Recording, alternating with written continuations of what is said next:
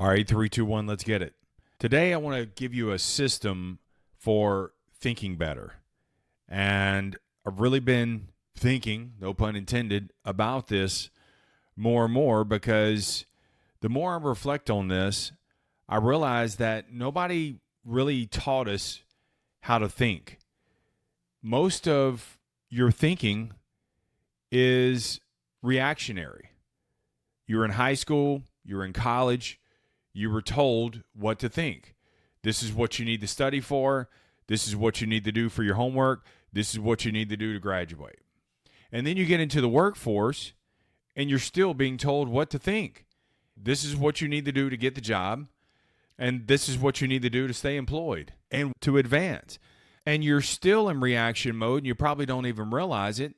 It's based on whatever's going on in your life right now.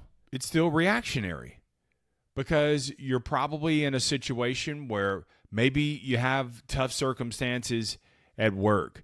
Maybe there's some tough things going at home. You have a teenager that feels like they're grown now, or a spouse that they're in a kind of a funk, so they're taking it out on you. Maybe you wish you were in better shape. Maybe you wish that you made more money so you can get some of this debt down. And so you're still in reaction mode because most of the thinking that you're thinking, what do I need to do to get out of this situation? The situation has already happened and is happening. This is why you find that 2 years later, it's kind of like you're in the same situation. You kind of feel like a hamster on a wheel. The scenes may change a little bit, but you're still on this merry-go-round of life. So I want to show you a system that I use to help you think better. And this is a system that I stumbled upon in 2017. I didn't learn it from anybody, and I use it every single day because in 2017, I was at rock bottom, man. I was demoted, I was bankrupt, and I was in a very dark place. I was having to start life completely over again. But what's good about this is it's customizable for you. So I'll share with you the bones, and then you fill in how you want this thing to operate. Now, quickly, let's go back to the previous episode 1008. We talked about OPK, leveraging other people's knowledge. People went before you and kind of paved the way. They made some of the mistakes so you don't have to. And then you have experience. And most of us start with experience and we just kind of hack away. So the premise of that episode was to leverage other people's knowledge so that way you're more efficient when you go experience it. Think of this as a sandwich. Other people's knowledge is the top bun, experience is the bottom bun, and right in between is the thinking. This is the system I'm gonna show you. The thinking is by doing very little. You're going to read a little, reflect a little, apply a little, rinse and repeat every single day. When you look at your life right now, you have a lot of open loops. You're not closing any loops, and you just have another loop on top of another loop. And so this is why you're in a state of overwhelm, because you're not closing these loops. This system of thinking better is going to help you close these loops. So not only can you work to close those loops, which is important, you can't just run from them. I'm proof positive of that.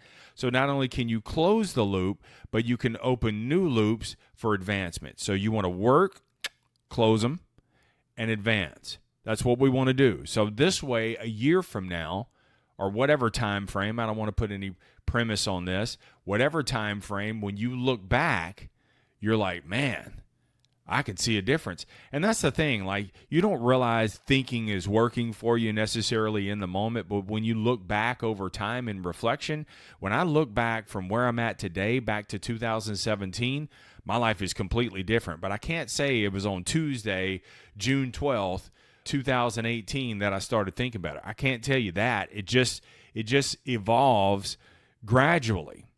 I began working this system back in 2017. I didn't know what I was doing. I was just at the bottom, and I said, man, I need to do something different. I could not trust my own thoughts at the time. Those thoughts are probably like yours, reactionary. I was demoted. Man, why'd this happen to me? I was bankrupt. I'm never going to be able to build my credit back up. Like, I was all in this reaction mode. And I finally was like, man, I got to get something in new. So I began checking out books from the library. And because my time, I worked 10 hours a day, I didn't have a lot of time. I just segmented about 10 minutes and I read. Now, most people I lose as soon as I say read, because everybody knows they should read, but they don't. But you should. There's nothing in the Constitution that says you have to read a book cover to cover. There's nothing in the Constitution that says you can't jump around in a book. There's nothing in the Constitution that says you can't pull a random book off the shelf and just pick a chapter and read it. There's nothing that says that. So you do it however you want to, just as long as you're feeding yourself new insight.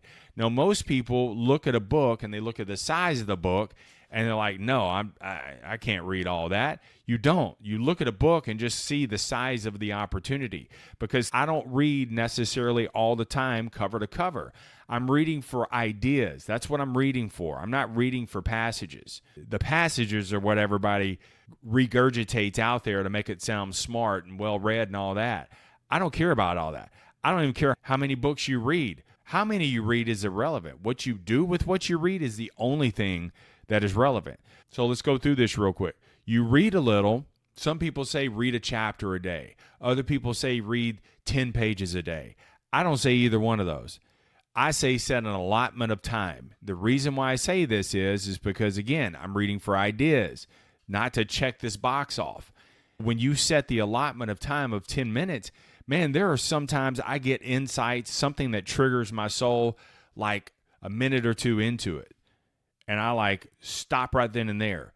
Before the author changes the subject or changes the direction, if something triggers you, stop right then and then go to step number 2, which is reflect a little. It's important. Now, at first, you may have to borrow someone else's thoughts. That's what I had to do because I wasn't in a good place.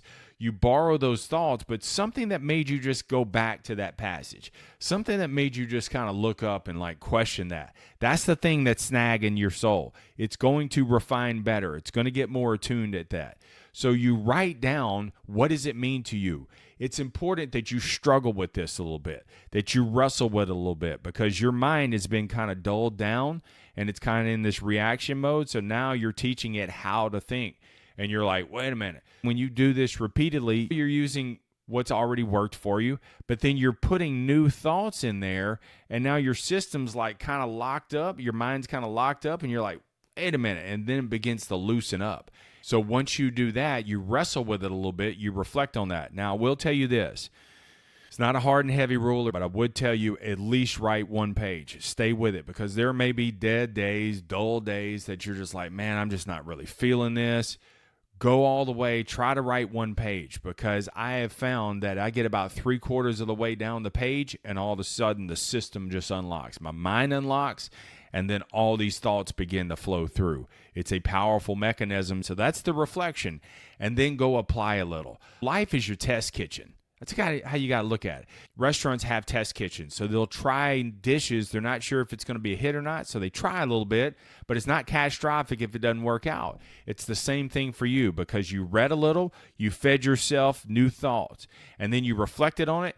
You wrestled with it a little bit. You unlocked the brakes in your mind. Now you're starting to see things a little bit different, and then you apply a little. Good news is it's your test kitchen. So if it doesn't work out, it's kind of like sighting in your scope on your rifle. You shoot, and it's a little bit off the target. Then you rescope it. You realign it. It's the same thing what you're doing every single day. So your sighting is the next day you read a little bit more. It could be the same book. It could be a random book. Read a little bit, reflect a little bit, and then apply a little bit. See, it's very little that you have to do. But when you do this every single day, man, it compounds. So your situation may be kind of dark, but the system that you're using is going to help you close those loops and advance forward from there. All right? Stick around for the next episode, because on the next episode, I'm going to talk about how to find ideas, but also how ideas find you as well. Keep it simple, keep it moving, never settle, stay tough. Peace.